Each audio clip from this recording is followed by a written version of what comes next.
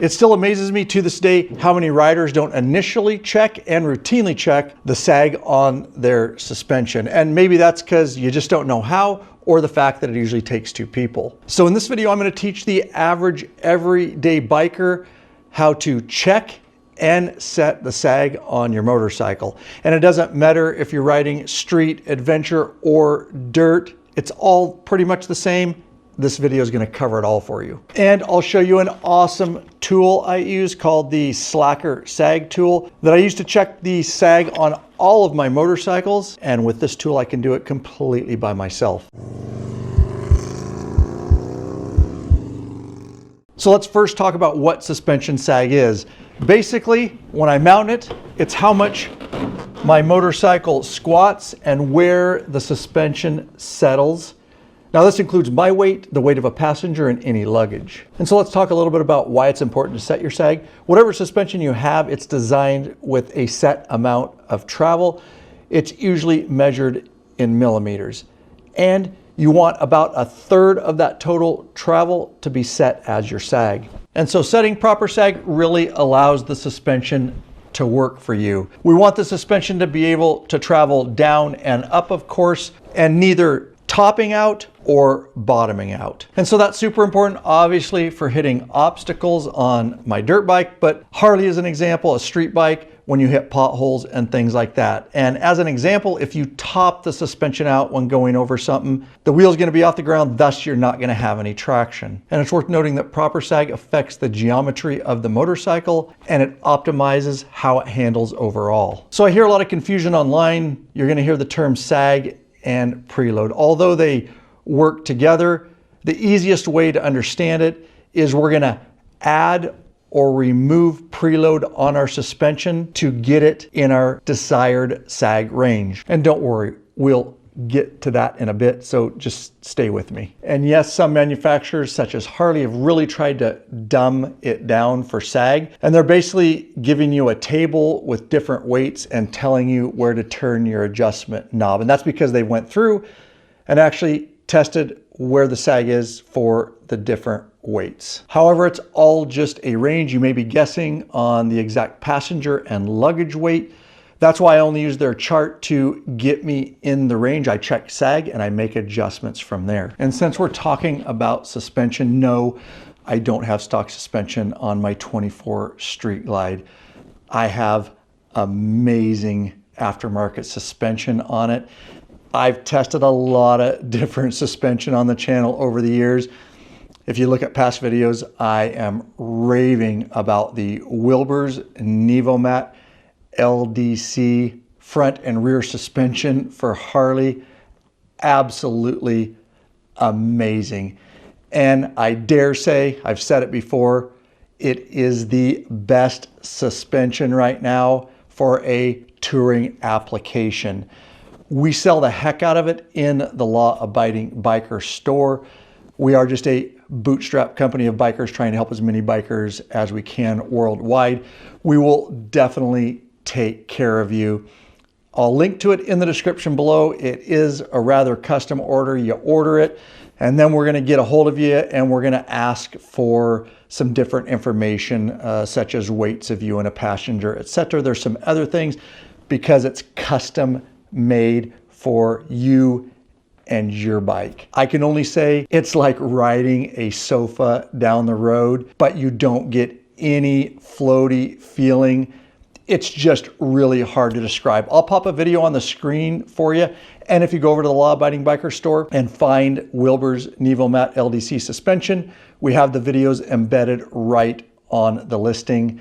And I give you a really deep dive into that suspension and my full review. You're absolutely gonna love it and never want to go back to any other suspension on your touring motorcycle. We also have it for an array of other motorcycles to include other models of Harleys. All right, so knowing that my Harley Touring has 3 inches of total suspension travel on the rear, which is the most common, and that a third of that travel should be my sag, I'll first convert 3 inches to millimeters. So 25.4 millimeters in an inch times 3 is 76.2. So we'll round down a little bit. Essentially, I have 76 millimeters of travel in the rear. So then I just simply take that 76 millimeters of total suspension travel, divide it by 3, and that equals roughly 25 millimeters. So that is how you find your sag number. And like I said up front, this works on all motorcycles. Just understand that something like my Husqvarna TE300 has a lot more suspension travel, thus my sag number is like at 110 millimeters on something like this. So next, let's talk about the different methods and tools you can use to measure sag. We'll start with an old school handy tape measure. Now you can use this. It's a very gross way to try to find your sag if that's all you got. You don't know, you don't have a cone pin like on the slide scale, so you don't know exactly where the center of your axle is. And then this is obviously, I guess you could get a millimeter one, that would be helpful. But you're kind of guessing up here exactly where it's at. And then we're starting, you know, at 13.5 or wherever, and then maybe you're going down to 12.5 or whatever, or 12.75. Then you've got to take that measurement, you got to do the math to figure out how much sag that actually is. So just kind of an old school clunky way to do it. Plus you're going to need 2 people, 1 on the bike and 1 trying to read the tape measure. And so if you want to make measuring sag much more precise and easier, I recommend 1 or both of the following tools. All right, the first tool I recommend is our Motion Pro folding sliding sag scale. It's really nice. It's already in millimeters for you. We've got a tall side and a shorter side. This would be more for like dirt bikes because you have so much suspension travel. It wouldn't really work for a Harley. We'll switch it around. It says mini bike. This would be the side you want to use just because we don't have so much travel. So very versatile. And just to show you how this works, this is really your adjustment here with your axle cone pin there. And so what I do is I drop that down right into my axle nut. There's a hole in it there. And then what we're gonna do here in a second, I'm leaving it loose now so I can adjust it up and down. I've just simply made a Sharpie mark right there. And this is why it's not as accurate as something like the Slacker, but we can get it close. And Lurch is gonna lift the bike. And then here in a second, then what I wanna do is get that 0 right on that marker, and we're going to zero this out. So go ahead and lift Lurch. Okay, I'm going to slide up just a little bit. There we go. Go ahead and let it down, Lurch. And then I can go ahead, I don't want to get out of 0, so I'm going to reach down and I'm going to tighten this axle cone nut up. It's going to take 2 people if you're going to get this tool. Again, it's in millimeters, no math. It's going to show you your exact sag. I personally use my beloved Slacker digital sag tool for very precise and accurate measurements, and I can measure by myself at any time. Again, links to this in the description below. And so that's the tool we're going to use in this video as I show you how to set and measure proper sag. We're going to show you also how to set it up and just how easy this is to use. All right, so we've got different kits in the Law Abiding Biker store, but this is the ultimate kit, has everything. This is the one I suggest getting, gives you the most versatility, but this is the main Slacker tool. We got the additional Bluetooth remote.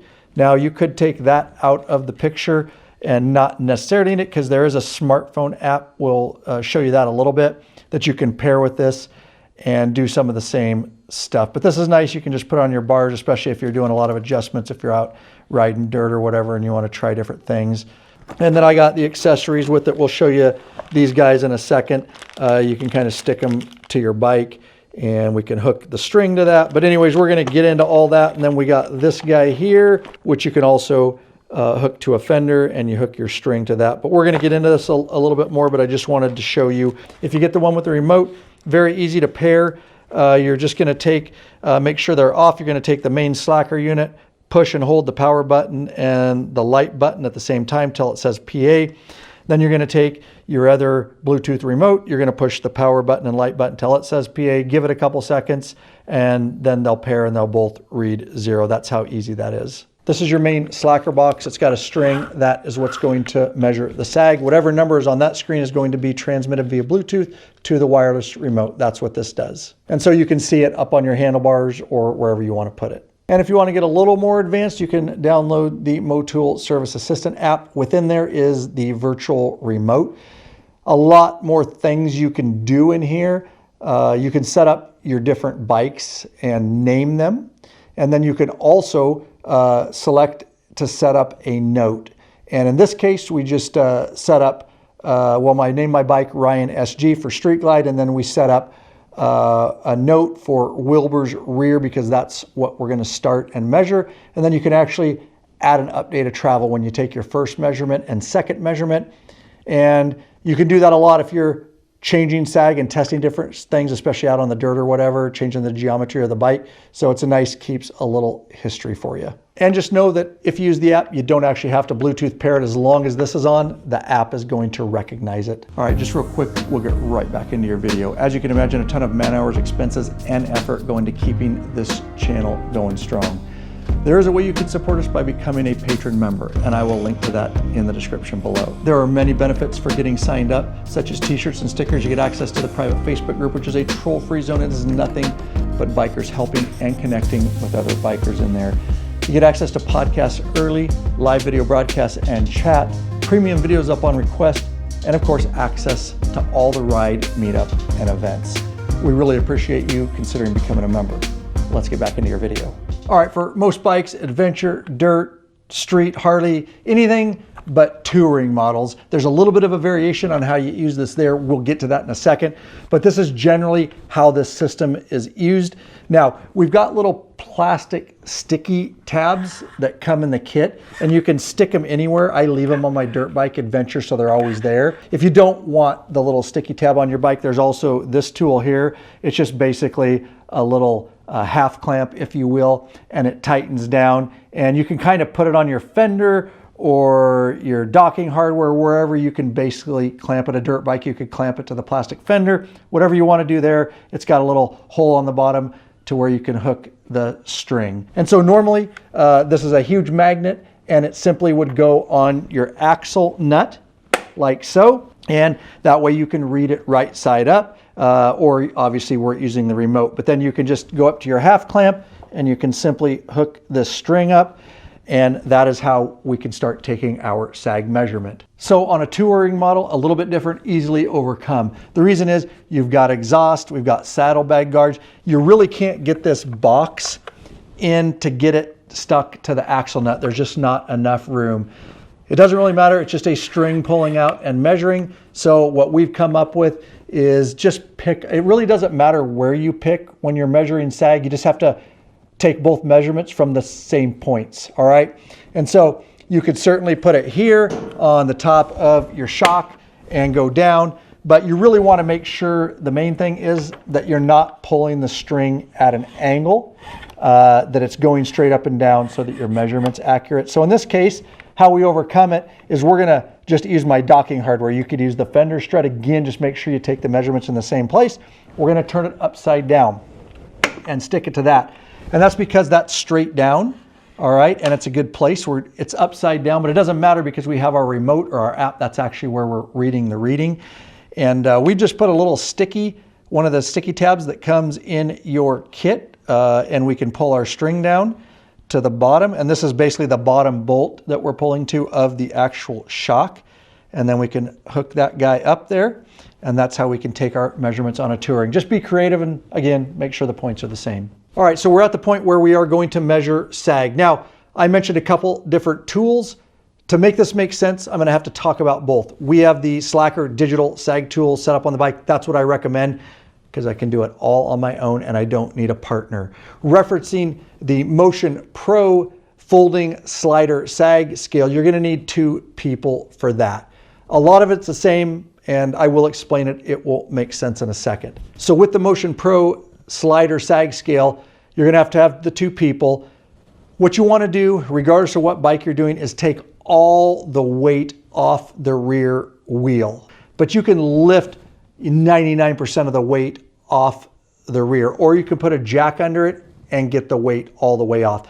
On a dirt bike, it's lighter, it's easy. You can lift the rear wheel off or use a jack, or you can just tip it over on its kickstand, get all the weight off. Whatever you do, those are some of the methods. Get all that weight off.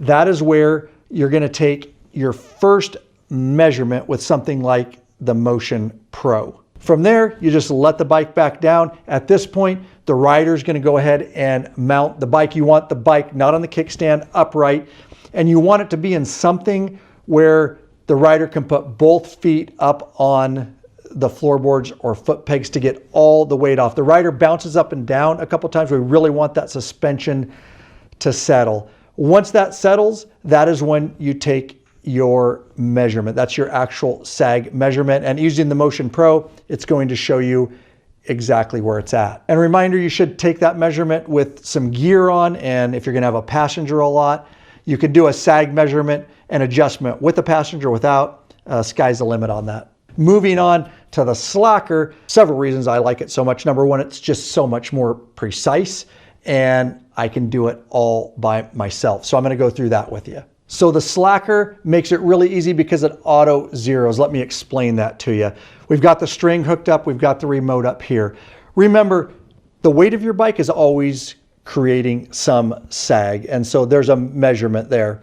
So the way we use the Slacker, whatever you do on the remote or on the box, they talk to each other, so you only have to do it on one. The power's on both.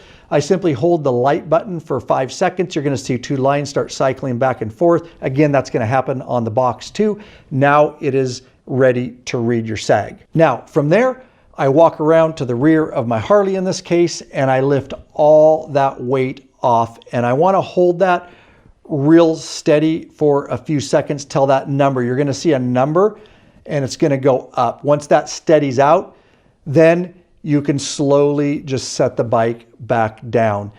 It's going to, that measurement, those numbers you see, is actually your suspension going up for its full travel. It's measuring how much of the weight of the bike is causing that, and it's auto zeroing for you. So when you set the bike back down, it's going to take that number and add it to our final sag measurement. Just so you understand that a little further, we don't have to lift the bike up like with the Motion Pro and then have somebody take the measurement, because it's auto doing it for you and you're watching it in real time. So you're just lifting up, it's doing the work for you, taking the measurement. Once it steadies out, simply let the bike back down, let it settle right there, and whatever that number is going to be included in our final sag measurement.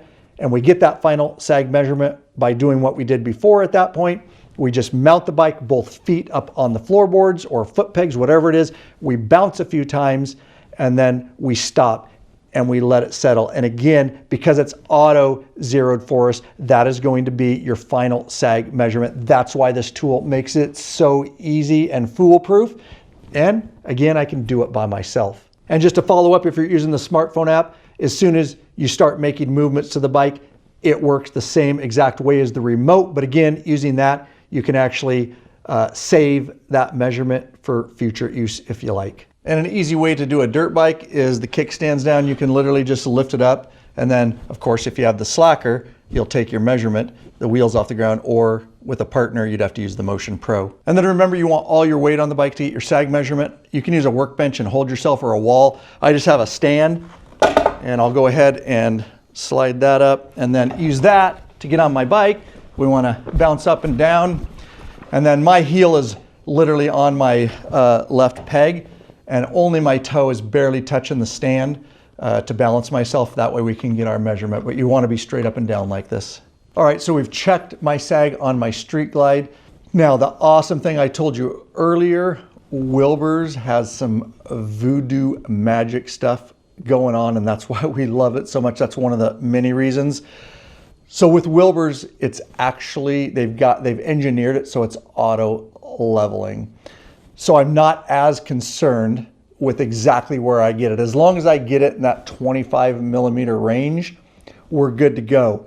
Because as soon as I add gear or add a passenger, as soon as I ride a very short distance, it is going to auto level back to the proper sag for me. And then when I remove that passenger and gear, it's also going to auto level back to that 25 millimeters. And that's just amazing technology you're not going to find with other suspensions. Another reason we sell the heck out of Wilbur's in the law-abiding biker store. So let's say you test your sag and it is not within range. We're going to use my Harley as an example. A third of our travel, of course, is 25 millimeters. That's where we want to be. Let's say I tested my sag and it is somewhere around 15. Well, that means the bike is not sagging enough. We stopped at 15. We basically need to take away preload on our suspension to get the bike to come down and get to that 25 millimeter range. So on the other end, let's say we were supposed to be at 25 and we're getting a reading of 35. Well, that means our bike has sagged past 25 all the way to 35. So there's way too much sag. So in this case, we would add preload to bring the bike up, less sag, into that 25 millimeter range. So I want to dive in a little bit deeper to adding and subtracting preload to get the right sag number. I'm in front of my KLR. This would be true for my KLR or my Husqvarna dirt bike. The deal with these guys is you may be measuring your sag, and let's just say your sag is supposed to be, we're just going to use that 25 number as an example, and you are sagging to 35 and you need to bring it up, and you adjust your preload and you can still only get it to 30 and you have no more preload to get it to 25. That means your overall spring is wrong for your weight and you would want to get a different, stiffer spring. And also, let's say that your number was at 15 and we want to be at that 25. We're not sagging enough, and you remove all your preload as much as you can adjust and you're still only sitting at 20. That would mean that your spring is too stiff for your weight and you would want to get a softer spring. So just things to take into account. So there are an array of different suspensions and the way that you adjust them. Harley's very common. This is my Wilbur's, but it's very similar to the way that the stock adjusts. And so a lot of them are going to have a lock ring on it that locks the two rings together. And you can back the top ring off in this case. And that way it's loose and you can actually turn the main adjuster ring to either add or subtract preload. It's very common that when you turn the adjuster ring clockwise, you are adding preload. And when you're turning it counterclockwise to the left, you are taking away preload. But you're going to have to check your exact suspension and find out what adds and what subtracts preload. And something like my KLR or my Husqvarna, there's an actual adjuster nut that you put a socket on and you either turn it left or right to get the proper preload. All right, clear as mud, right? I hope the video was helpful. I'm popping some videos on the screen here for you. One of them definitely my Wilbur's Nevomat LDC, where we take a deep dive and review that suspension, and then just a couple other videos. Peace.